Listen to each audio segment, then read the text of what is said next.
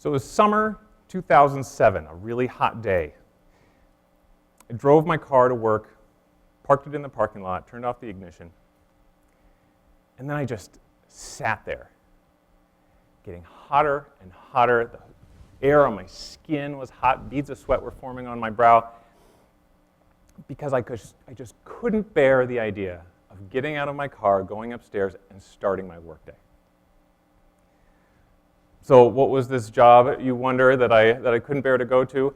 Probably cold calling people to sell them insurance, or maybe clubbing baby seals to death. No, as it happens, since 1993, I've been a full-time professional cartoonist, comic book artist, and illustrator. To be perfectly frank, I have a dream job.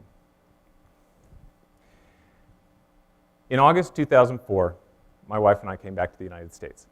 My wife Julie and I had wanted to have one last grand adventure before we settled down, bought a house, had a family, and in all other ways became real, responsible, grown-up adults. So what we did is we lived in Japan for 2 years, and we taught English, and we drank with other expats. But when I was starting to come back, I suddenly had lost a lot of the confidence that my career as a cartoonist was going to be able to support us in that kind of way, to give us that kind of lifestyle.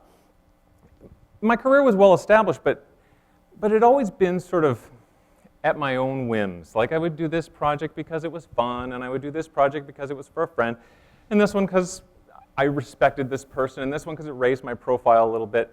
But it was all a little bit loose. And I was just a little bit too much of an artist. And I didn't want to be an artist. I wanted to be a professional. So some friends and I started a business, and we were professional. We did photo touch-ups, we did illustrations for ads, we did animation for video games, we did storyboards for commercials. Anytime someone says, hey, can you do this? We'd say, oh, yeah, sure. And then we'd run out to the bookstore, we'd buy the book on how to do it, and we'd learn how to do it, and we'd do it. Over and over again, day after day, like real, responsible, grown-up adult professionals. And there I sat every day in my car sweating because I couldn't bear to go up and start my workday. One of the funny things about being a creative professional is that the money is just never quite as good as you think it's going to be. You always know that right around the corner is that big job that's really going to do it. And so all you have to do is just keep hitting your marks, getting better and better at your craft, and bigger and better jobs are just going to fall in your lap. But it just never quite happens that way. Because the other funny thing about being a professional is that you're always you're doing the same thing as the next person in line. People don't care if it's you or the next person, they just want it done. And so it's really hard to get any momentum when you're constantly proving yourself. The other funny thing about being a creative professional is that no matter what kind of reputation you have for being responsible, for being on time, for being professional, there's always some yahoo who comes strolling into your studio and says, I got the greatest idea. It's all up here. All you have to do is draw.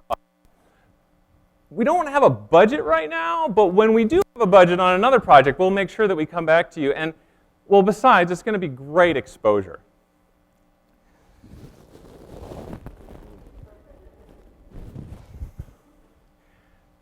Great exposure is always great exposure for them and not you. But it does get you thinking. In the creative world, generally speaking, ownership equals risk.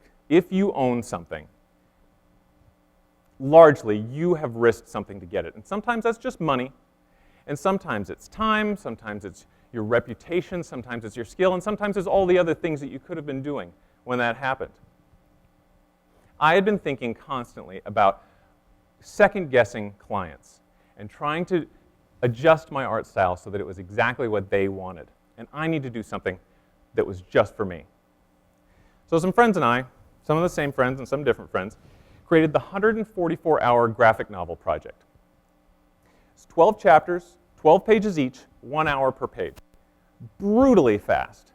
As a sort of conservative estimate, that's about 8 times faster than you'd want to go for professional grade work.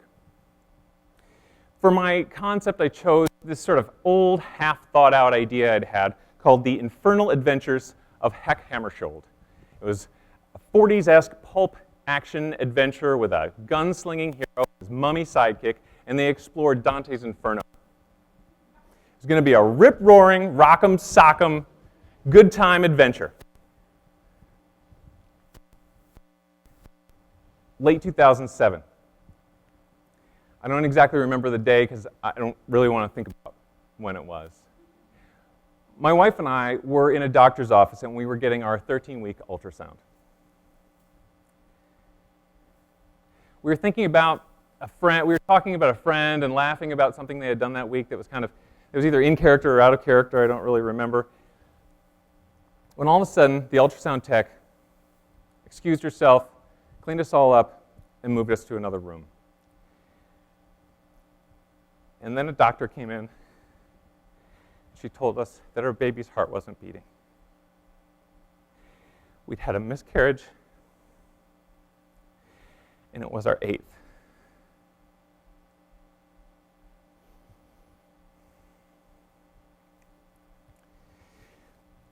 Infertility and loss had chipped away at every last ounce of happiness that we had had in our life. Over and over again, we had grieved, and then we had pulled ourselves out of the hole, and then we had tried again, and then when we should have been living in perfect happiness and hope, we lived in absolute dread until it inevitably happened again.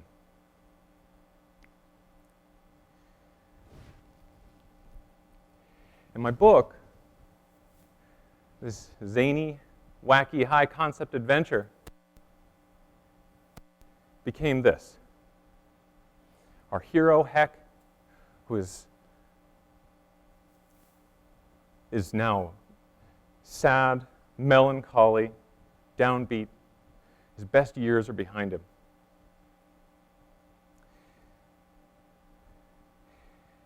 And the funeral director that he meets only wants a child for his wife and he to love, but the angels take them away, take all the unbaptized children away out of limbo.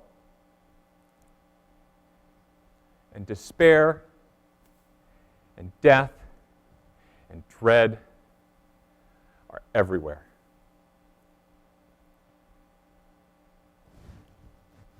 November 2008. Julie and I flew to Seoul, South Korea, and we met Mr. and Mrs. Jung, and they handed us 10-month-old Park Jin-so, Jin Parker Cannon, our little boy. And we put him on a plane, and we brought him home. And suddenly, Heck's comedic, mummified sidekick became a fragile, helpless dependent.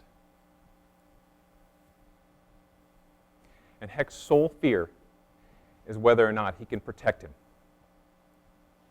And my pulp conceit of doing a favor for a love interest became a long exploration of loyalty, of guilt, heartbreak, and love. And it also had a big, bloody battle at the end. Because when you have a cover with a guy with a shotgun over his shoulder heading into hell, you make certain implicit promises. And I like to think I always keep my promises. Because you know, I'm a professional. The book came out in 2013 from a small but prestigious publisher, and I sold it at the San Diego Comic Convention.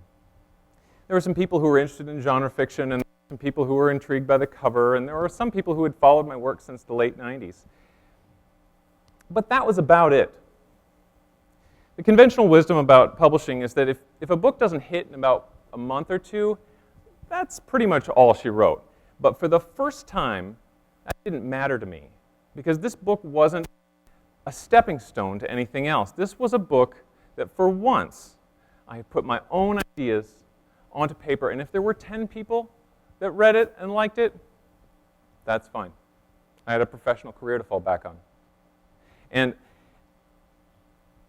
if this were just going to be a cathartic blip on an otherwise workaday, journeyman, professional career, well, then that was just fine. But then something really weird happened.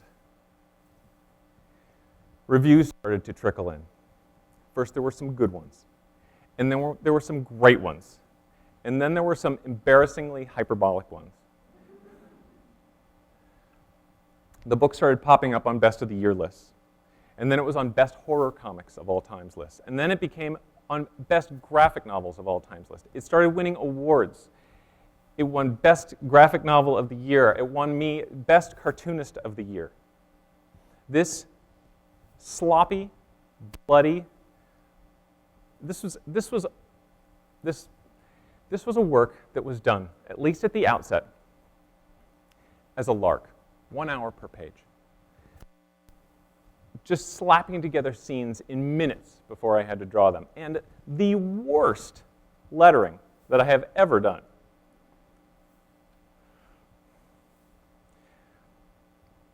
This sloppy, bloody, depressing pulp novel of very modest ambitions was quickly becoming the defining work of my career. So did it make me famous or rich? I can assure you it did not. But for a professional cartoonist, what it did was it made my name synonymous with one work of quality that was all my own. And in so doing, it let people know what I would do if left to my own devices. And because of that, it could move the needle just ever so slightly in terms of how much of my own work I could do, who I could do it for, and how much money I could do it for. Because all of a sudden, publishers were interested in me. And publishers that were already interested in me were more interested in me.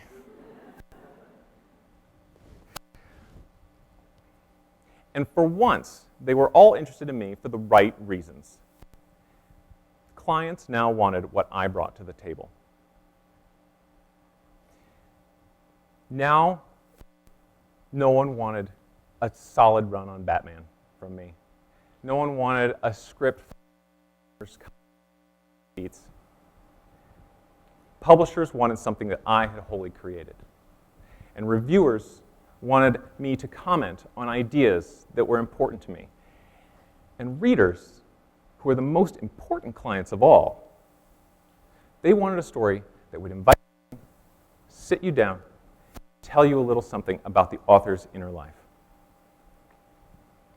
Because everyone wants a little bit of honesty. And as it turns out, no one wants something that is just under budget and exactly what was asked for. No one wants something where all it is professional. Thank you.